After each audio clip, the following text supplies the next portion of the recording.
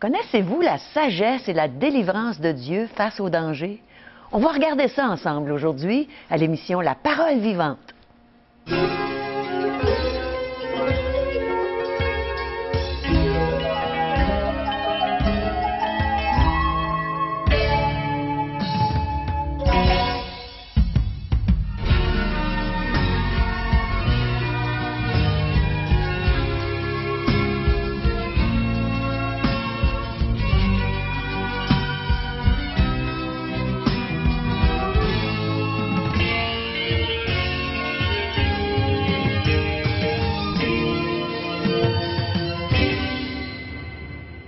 Bonjour chers amis et bienvenue à l'émission La Parole vivante.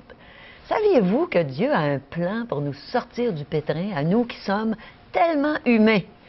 N'est-ce pas, Régent? C'est vrai que c'est un autre signe que nous sommes des êtres humains, cette faiblesse qui nous caractérise lorsque nous mettons les pieds dans un plat. Mais Dieu a un plan pour nous en sortir. Oh, je suis contente parce que ça m'arrive souvent. Oui. Alors, soyons attentifs à ce qui va suivre parce qu'il y a un enseignement concernant cette situation dans laquelle on peut se retrouver, nous, en tant qu'êtres humains. On en a tous. Suivez-moi, Caro, suivez-moi avec Bible en main. Je vais m'installer devant ce décor que les gens nous ont fabriqué ici à la télé afin que vous puissiez recevoir le message, oui, non seulement de vive voix, mais si vous remarquez à l'arrière, il y a cette croix. Et cette croix, c'est un signe de sagesse de la part de notre grand Dieu, notre Créateur.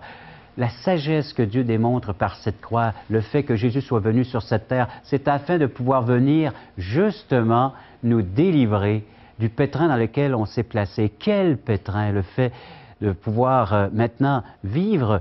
Il y a des gens qui continuent constamment à être dans le pétrin, mais par la venue de Jésus, vous pouvez vous en sortir, si vous lui faites confiance. On va aller voir une personne qui était dans le pétrin, du nom de Noé, qui a dû construire un grand bateau pour sortir du pétrin. Et le grand bateau n'est nul autre qu'un merveilleux plan que Dieu a conçu pour Noé et les siens. Alors, si vous avez la Bible ou si vous ne l'avez pas, bien, prenez un calepin avec un crayon, des notes. C'est Genèse chapitre 6. Vous allez voir que Dieu se met à l'œuvre. Dès qu'il voit et réalise dans quel état l'homme, l'être humain s'est placé, on voit naturellement cette situation dans le verset 5 de Genèse chapitre 6. L'Éternel vit que la méchanceté des hommes était grande sur la terre et que toutes les pensées de leur cœur se portaient chaque jour uniquement vers le mal.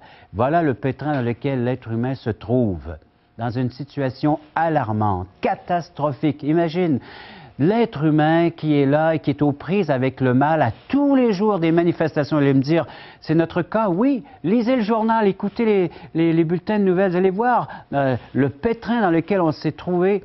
L'être humain aujourd'hui, la manifestation du mal sur diverses formes qui se manifestent. Meurtre, tuerie, ainsi de suite, des problèmes d'argent. Pourquoi? À cause encore de la cupidité de l'homme ou du comportement de l'être humain. Et Dieu voyait cela dans le temps de Noé, que l'homme avait ce penchant vers le mal quotidiennement, à tous les jours, nous précise le texte. Mais Dieu va intervenir. Alors, verset 8, Noé trouvait grâce aux yeux de l'Éternel. Ça, c'est le premier aspect, c'est le premier point. Dieu manifeste sa grâce. Qu'est-ce qu'une grâce? C'est une faveur non méritée. Et Noé trouve grâce aux yeux de Dieu. Et aujourd'hui, c'est toi qui trouves grâce aux yeux de Dieu, par l'intermédiaire de cette émission, par l'intermédiaire du fait que Dieu s'intéresse à toi, Dieu a les regards vers toi, Dieu regarde ta situation et il est prêt à intervenir. Es-tu prêt à lui faire confiance?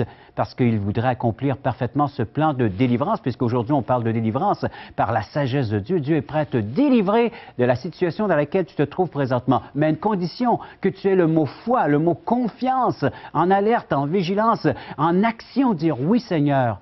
Aujourd'hui, je te fais pleinement confiance que tu peux me sortir de la situation présente, que ce soit pécunier, financier, que ce soit un problème d'ordre familial, au travail, aux études, peu importe. Dieu est prêt à agir à une condition que tu lui places tout entièrement confiance face à tout cela. Alors donc, le verset 12 nous parle, Dieu dit à Noé. Oui, Dieu te voit, mais Dieu est prêt à te parler. Toi, es-tu prêt à l'écouter? Es-tu prêt à agir de la sorte? Écoutez Dieu. Comment est-ce que Dieu veut nous parler aujourd'hui? Bien certainement, le fait dans la situation dans laquelle que tu te trouves, Dieu parle. Dieu est prêt à te dire des choses. Tu as une Bible à la maison, un Nouveau Testament, un évangile de Jean que tu as reçu, qui traîne quelque part. Prends-le. Prends-le. Oui, en plus d'écouter cette émission, prends la Bible, prends une portion des Saintes Écritures. Dieu a des choses importantes à te dire concernant, il va sans dire, ta situation présente. Moi, je ne la connais pas, mais Dieu la connaît et Dieu est prêt à agir, à intervenir dans ta vie. Écoute Dieu. Dieu parle encore aujourd'hui. Il y a tellement de voix, il y a tellement de conseils, tellement de personnes que tu peux aller voir pour recevoir divers conseils concernant ta situation, un problème de comportement peut-être dans ta vie. Dieu a des choses à dire, des choses très importantes. Dieu connaît ton cœur, Dieu connaît tes sentiments, Dieu connaît les motifs même avec lesquels tu accomplis telle et telle tâche. Dieu te connaît entièrement, il est ton créateur, il t'a conçu. Alors il sait comment est-ce que tout cela fonctionne, corps, âme et esprit.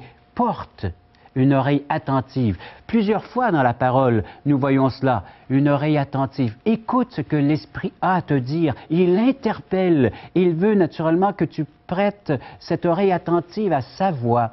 Alors fais taire les autres voix. Tu peux dire, il va sans dire momentanément à toutes ces autres voix de se taire ou naturellement de prendre ce temps de pouvoir te recueillir avec Dieu, uniquement avec Dieu. Tu te poses la question si Dieu existe, pose-lui, dis Dieu, si tu existes, j'aimerais te connaître, j'aimerais que tu te révèles à moi, et il va le faire, et j'aimerais t'entendre. Tu as des choses à me dire concernant ce que je vis présentement, et Dieu a des choses importantes. Alors Dieu dit à Noé, et là il va naturellement lui donner le plan de délivrance, le plan de salut, le plan de se sortir de la situation dans laquelle il se trouve, parce que, bon, alors l'être humain est... Et là, en présence de ce jugement de Dieu, comment éviter le jugement et comment épargner ce jugement? Dieu va dire, fais-toi une arche de bois et ainsi de suite, et tu feras à l'arche, verset 16. Il va donner tous les détails de ce plan de salut, de ce plan de délivrance, comment t'en sortir et qu'est-ce que Noé va faire? Verset 22, toujours de Genèse chapitre 6, c'est ce que fit Noé, il exécuta tout ce que Dieu lui avait ordonné. Et chapitre 7, le verset 5, nous lisons, Noé exécuta tout ce que l'Éternel lui avait ordonné. Un dernier principe. Dieu a beau te voir dans la situation dans laquelle tu te trouves, Dieu a beau parler, Dieu a donné tous les détails concernant la porte de sortie parce que Dieu, te voyant dans le pétrin, a préparé un plan, une issue de secours, un plan de secours donc pour la situation. Mais si tu ne réponds pas, si tu n'obéis pas, si tu n'acceptes pas le conseil que Dieu te donne, tu ne pourras pas également t'en sortir. Dieu a donné un plan merveilleux à Noé et les textes nous disent que Noé a entendu et il a exécuté à la lettre. Et c'est comme ça qu'il a pu s'en sortir. C'est par un petit mot qu'on décrit comme étant l'obéissance. Reconnais que sans Dieu, tu ne peux t'en sortir par tes propres forces. Dieu est là, prêt à agir. Et je tiens à le rappeler, peu importe la situation dans laquelle tu t'es placé, tu t'es mis, Dieu est prêt. Dieu t'aime inconditionnellement. Dieu a une grâce, une faveur non méritée. Dieu est miséricordieux. Il se penche vers toi présentement. Il est prêt à intervenir. Est-ce que tu es prêt à exécuter ce qu'il te demande de faire?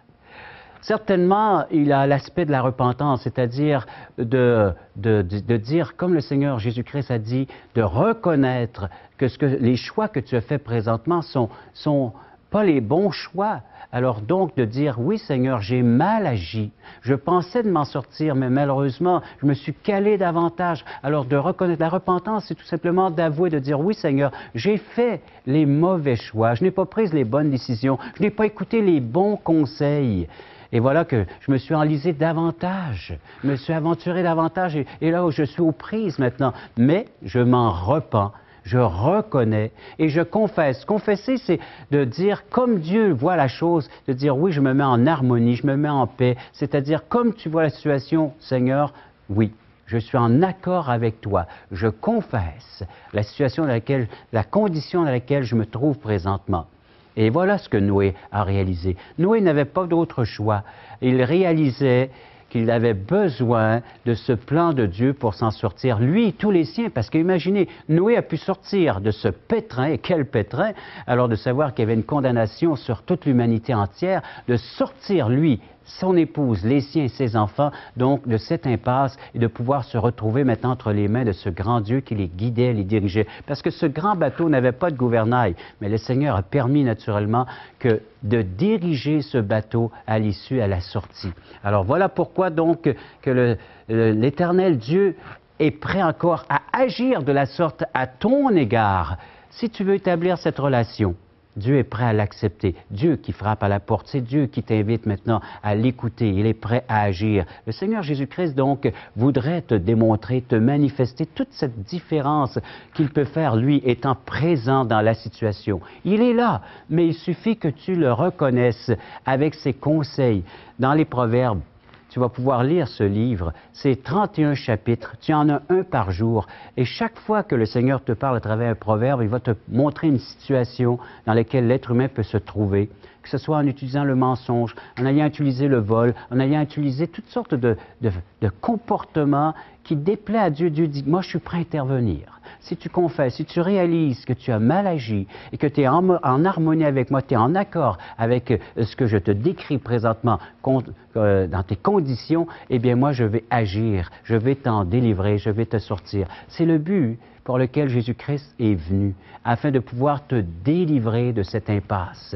Et vous savez, c'est pas seulement physique, c'est pas seulement émotionnel, c'est spirituel. Le problème a également un autre degré que seul Dieu peut voir, un degré spirituel que nous, on ne peut percevoir. On est tellement humain, on est tellement terrestre, on est tellement attaché, nous, à tout ce que nous pouvons voir, toucher, palpable, cette portion matérielle de l'être humain. Mais on a une portion qui s'appelle âme, elle est immatérielle, elle est même immortelle. Et c'est cette partie, entre autres, que le Seigneur veut toucher, veut atteindre avec chacune de ses créations, chacun des êtres humains qui composent cette humanité. Tout comme il eut à cœur d'intervenir avec Noé et les siens, il a à cœur d'intervenir. On regardera des textes du Nouveau Testament un peu plus tard, lorsque je reviendrai après ce chant que nous allons entendre, parce qu'on aimerait également, donc, avec cette portion de chant, de musique, avoir un temps d'arrêt, de réflexion, parce que ce chant va t'accompagner dans ses pensées, dans ce que nous sommes en train d'aborder, cet aspect donc du fait que le Seigneur est prêt à intervenir dans ta vie.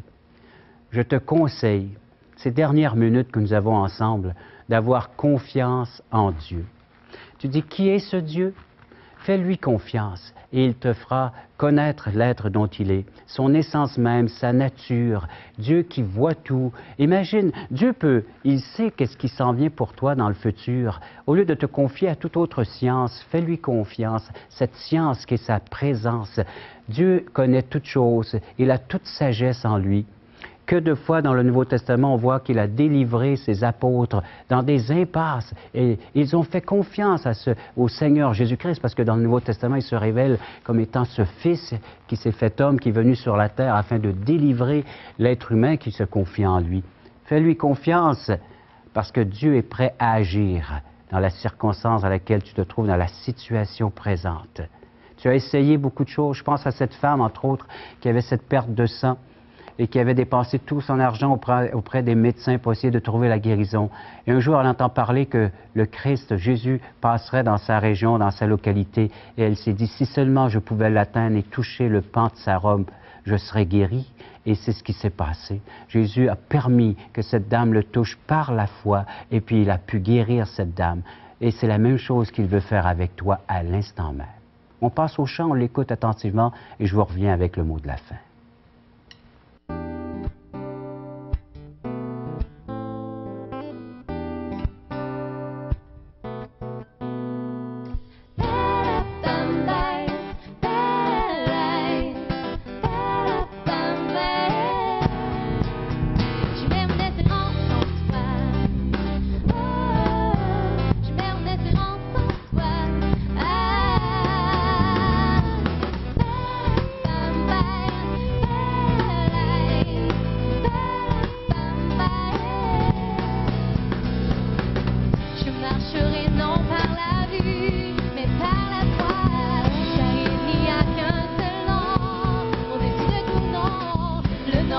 Jésus,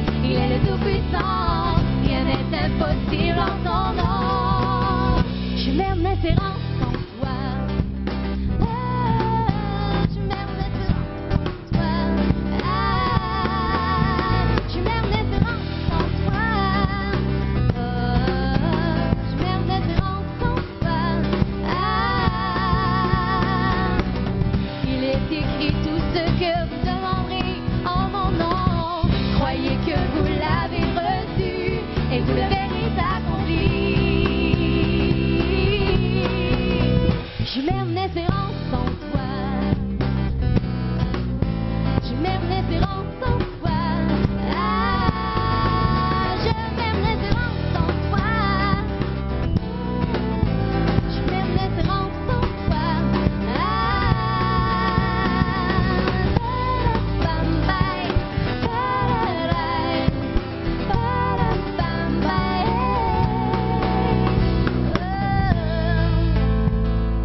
Je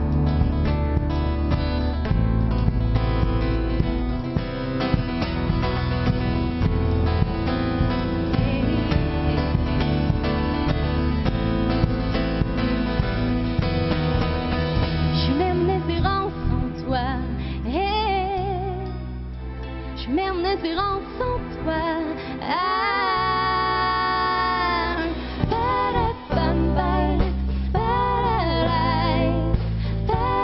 en toi. Je mets mon espérance en toi. En toi.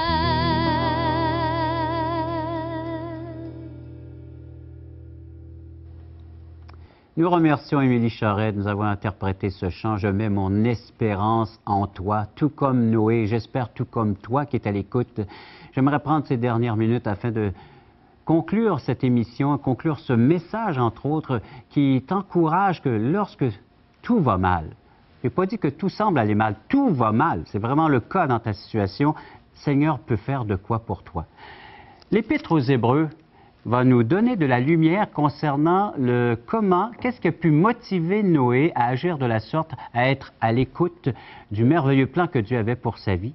Parce que Dieu avait préparé, il va sans dire donc, un plan pour lui. Dieu avait il a agi en conséquence pour sauver Noé. Et Noé a répondu à cette invitation, il a dit oui, il a exécuté. On a pu voir les versets que Noé exécutait à la lettre ce que Dieu lui avait demandé de faire. Et c'est exactement, si vous avez la même soumission, si vous voulez accepter que Dieu vous sorte de votre pétrin, de votre malheur même, le Seigneur est prêt à agir si vous acceptez d'accomplir sa volonté.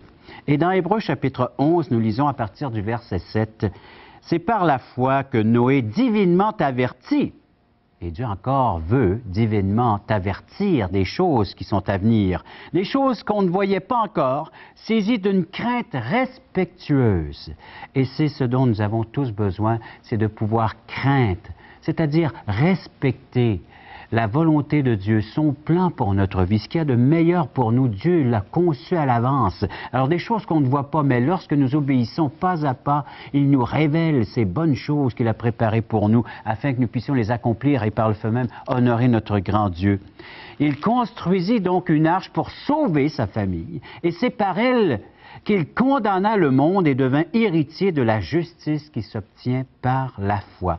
Et à ça, je rajoute le verset 10, toujours de Hébreux, chapitre 11, en parlant de d'autres personnages de l'Ancien Testament, entre autres Abraham. Il nous est dit, il attendait la cité qui a de solides fondements, celle dont Dieu est l'architecte et le constructeur. Dieu est un architecte, c'est-à-dire il a des plans pour ta vie, des plans pour chacune des vies à l'écoute présentement de cette émission. Il est le constructeur, c'est lui qui envoie également les matériaux, c'est lui qui pourvoit. Il a des ressources surnaturelles, des ressources, imagine, spirituelles, éternelles. Donc, allez vers lui. Demandez à l'architecte de votre vie de pouvoir établir son merveilleux plan, ce qui a trait votre vie présente et votre éternité. Faites appel au constructeur qui a tous ces matériaux dont vous avez besoin, de vous équiper afin de pouvoir faire face à cette vie et à votre éternité. Tout cela se retrouve dans la personne de Jésus. Faites ce pas maintenant par la foi. Toi qui es là, viens à la croix, Jésus t'a Régent nous a tellement bien expliqué aujourd'hui comment Dieu peut nous sortir du pétrin. Et le pire pétrin dans lequel on peut être, c'est de ne pas connaître Dieu et de marcher tout droit vers la perdition. Mais Dieu a un plan pour toi et si tu veux connaître ce plan, accepte notre invitation à un déjeuner de l'espoir. Tu vas entendre le témoignage d'une personne dont Dieu a vraiment sorti du pétrin et tu vas pouvoir l'appliquer dans ta propre vie. Alors regarde les coordonnées et va dans un merveilleux déjeuner de l'espoir. Regardez ce qui se passe dans cette salle. Il nous manque de la place. Voulez-vous m'aider à tasser le mur, s'il vous plaît, hein? Jésus est vivant, il vit pour toi, il vit pour moi. Jésus est ici, il vient pour toi, il vient pour moi. Il est venu pour tous nous pardonner. C'est une nouvelle naissance. C'est comme une chenille qui est transformée en papillon. Dieu vous offre la vie éternelle et il faut que vous la receviez. Parole vivante vous invite à participer à l'un des nombreux merveilleux déjeuners de l'espoir. Ces déjeuners ont lieu dans plusieurs restaurants réputés de la région et vous sont offerts gratuitement. Venez entendre le témoignage d'une vie transformée par la puissance de Dieu. Pour connaître les détails concernant l'endroit, la date et l'heure pour votre région, composez le 1-877-537-7647 ou notre site web www.espoir.ca. Chers amis, aujourd'hui, nous avons le plaisir d'accueillir à l'émission Parole vivante M. François Fréchette. François, bonjour, bienvenue à l'émission. Bonjour, Régent. Un visage connu, un Pour visage certains. que vous avez peut-être déjà vu à la télé, une série télévisée, on peut la nommer, il n'y a pas de compétition entre nous. Absolument, on a le on même travaille message, ensemble. on a le même réalisateur, parlant du grand réalisateur de ces émissions qui est notre Dieu, à l'émission de l'heure de la bonne nouvelle. Ça fait combien d'années maintenant que tu y participes? Moi, depuis 1990, donc on parle d'une bonne quinzaine d'années. Mais tu es ici pour nous raconter ta rencontre avec le Sauveur, avec Jésus. Ouais. On sait que c'est court, alors je te laisse le temps qu'il OK. faut. Ben, écoute, moi, je peux dire, Jean, que je suis un Québécois pur laine. Il y en a qui disent des fois un Québécois au coton. J'aime le jeu de mots. Et puis, j'ai grandi dans une famille très conventionnelle ici au Québec, dans la région de Québec, sur la rive sud, pour être plus précis.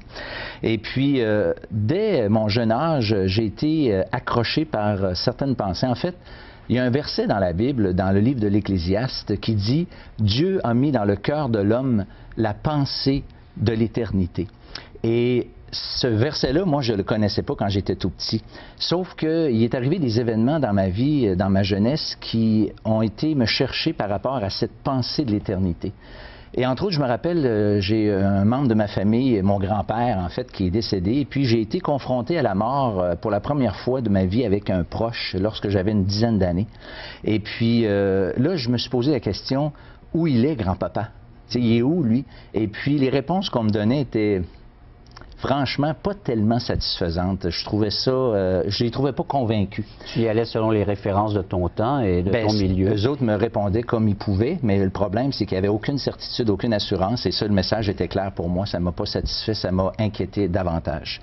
Mais je peux dire que j'avais une soif de justice, une énorme soif de justice. Et un jour, on est arrivé à 1973, où là, j'ai été confronté pour la première fois de ma vie avec le message de l'Évangile tel qu'on le lit là-dedans, et non comme j'avais entendu à droite à gauche par la religion, entre autres.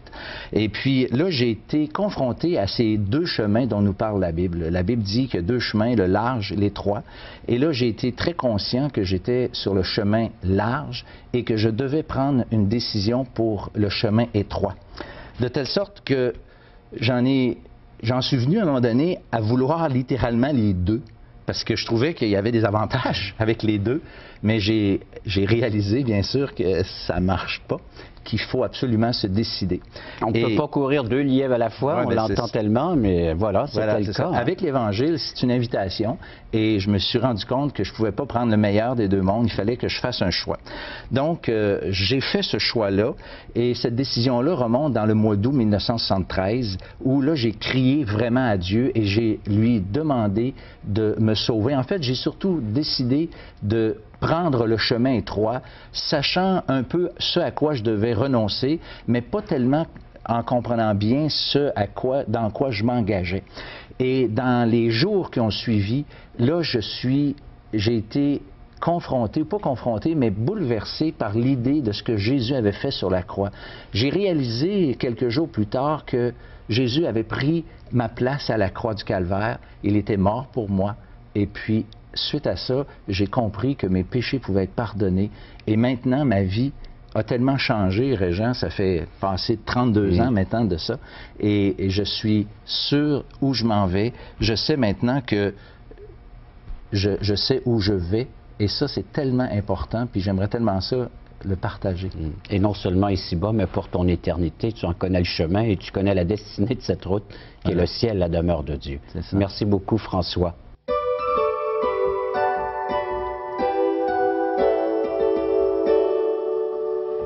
Dieu nous sort d'un énorme pétrin, la journée où on accepte Jésus comme Sauveur et Seigneur, où il pardonne nos péchés, où il nous donne la vie éternelle.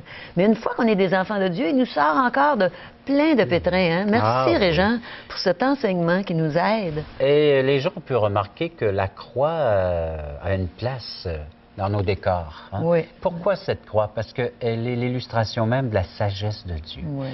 Cette sagesse, Dieu est intervenu, tout comme c'était le bateau l'arche dans le temps de Noé, afin de pouvoir être sauvé de la condamnation, de la perdition.